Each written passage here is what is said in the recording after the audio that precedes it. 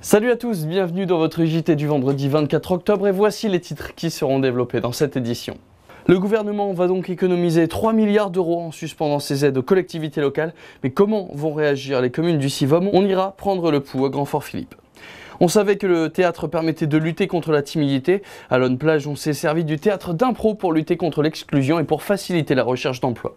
Et à une semaine d'Halloween et en plein milieu des vacances scolaires, les préparatifs vont bon train. Citrouilles, déguisements et donc bien sûr bonbons seront au menu à la maison de quartier des Huttes. Comment faire vivre une commune suite aux baisses de la subvention de l'État? Un exercice complexe, surtout quand le manque à gagner s'élève à plus d'1,5 million d'euros, comme c'est le cas ici à Gravelines. On va faire le point sur la commune de Grand-Fort-Philippe. Cyril Frémin et Aurélien Février sont allés à la rencontre du maire de Grand-Fort, Sonny Clincard. L'État français cherche à économiser. L'objectif des 10 milliards d'euros d'économie a été affiché pour l'horizon 2017. On cherche donc à se serrer la ceinture et les premières victimes collatérales de ces économies sont toutes trouvées. Alors, ce que verse l'État aux collectivités, aux communes en particulier, c'est à peu près de l'ordre de 20, un peu plus de 20% de leur budget. C'est un véritable coup de massue pour les mairies, notamment celle de Grand-Fort-Philippe. Je vais vous donner 2 chiffres.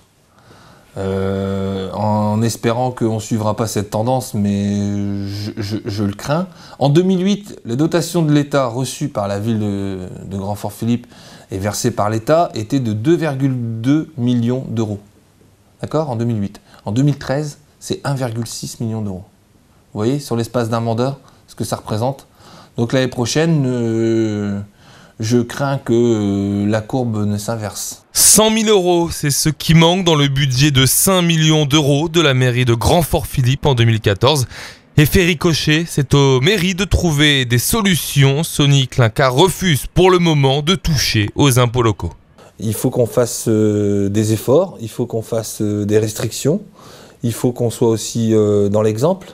Alors on doit diminuer un certain nombre de dépenses. Comme je l'ai fait à peine élu, on a diminué nos indemnités d'élus pour éviter justement à tout prix que l'on soit amené à devoir fiscaliser cette baisse des dotations de l'État et encore plus mettre la pression sur nos contribuables. La déchetterie de la ville pourrait également être source d'économie. Aujourd'hui, elle représente 120 000 euros de coûts annuels à la charge de la mairie. Quand la culture, l'humour et les territoires se mettent au service de l'insertion, ça donne une bataille d'impro à Lonne-Plage, des découvertes, des rencontres, mais aussi une façon de s'extravertir pour trouver un emploi.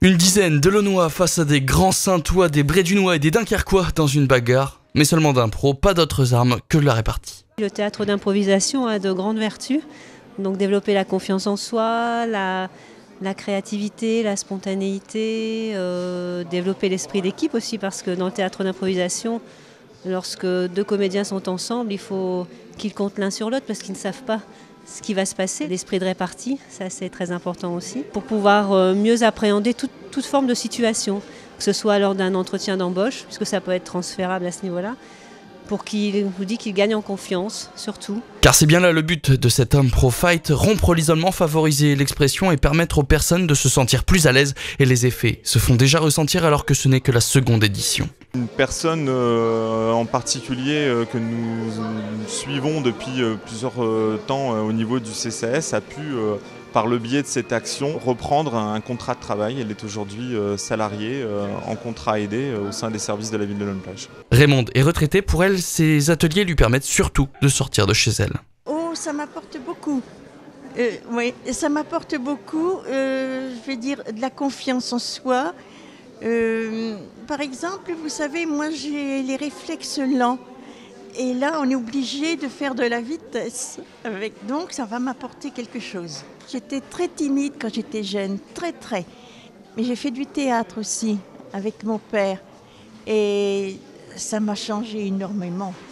C'est incroyable le théâtre. Et ça, c'est ce que ça va faire aussi. En tout, ce sont donc une trentaine de personnes qui se sont affrontées. Au final, pas de vainqueurs ni de perdants, que des gagnants, grâce à cette aventure humaine au service de l'insertion. Qui dit vacances dit activités dans les différentes maisons de quartier, au programme des jeux, des voyages, mais aussi des activités manuelles. À une semaine d'Halloween, les enfants du centre de loisirs des Huttes ont préparé des accessoires qu'ils ont présentés à Patrice Bernard, notre citrouille à nous. Les 2-6 ans de la maison de quartier des Huttes ont fabriqué des lanternes pour Halloween. C'est une petite lanterne en citrouille faite de carton avec un petit gobelet à l'intérieur qui pourront mettre une fausse bougie sans flamme avec une anse qui pourront transporter le jour d'Halloween. Parce que le soir d'Halloween, il fait noir, donc comme ça, ils ont une petite lumière avec eux et comme ça, ils ont moins peur.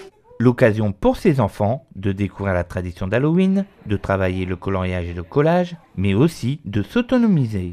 Ils fabriquent eux-mêmes leur lanterne, parce que d'habitude, c'est soit les parents qui sculptent les citrouilles, mais là, on a voulu que ce soit les enfants qui le fabriquent eux-mêmes. Mercredi prochain, ces enfants fabriqueront également un petit panier pour accompagner cette lanterne. L'objectif, faire honneur à la tradition d'Halloween. Le vendredi 31 après-midi, avec les animatrices de l'après-midi, ils vont sillonner le quartier à la recherche des bonbons. Du coup, ils prendront leur petit sac pour les bonbons, plus la lanterne, pour aller frapper aux portes pour avoir des petits bonbons et tout. En dehors de cette sortie avec Atouville dans les rues des Huttes, cette activité permettra à ces enfants d'être déjà équipés pour participer avec leurs parents à la distribution de bonbons et au défilé d'Halloween qui se dérouleront ce vendredi 31 octobre à partir de 17 h à la Seine-Vauban de Gravelines. Voilà, c'est la fin de ce journal des vacances. On se retrouve donc mardi prochain pour une nouvelle édition. Très bonne soirée à tous et bon week-end sur Delta TV.